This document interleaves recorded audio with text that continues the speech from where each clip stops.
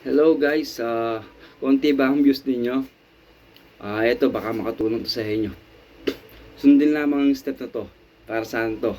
Ahon lang. Siyempre, ang una-unang gawin natin, open natin yung Facebook.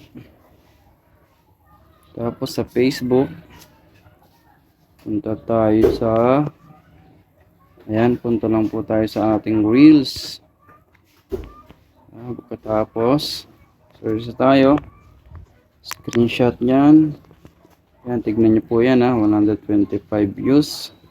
Balik lang po tayo. Tapos, punta tayo sa home. Pindutin sa what's on your mind. Tapos ito, i-click ang photo. Yan, i-click yan. Next.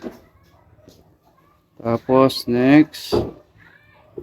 Pindutin natin yung edit.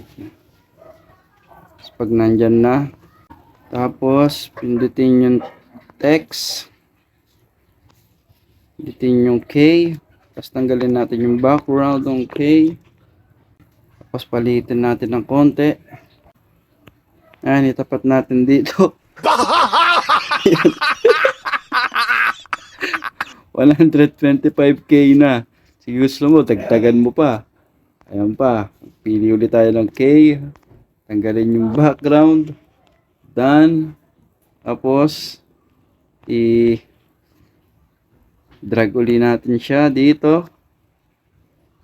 Ayan. 587k na. Ayan. Sana may natutunan kayo kahit wala. Bye-bye.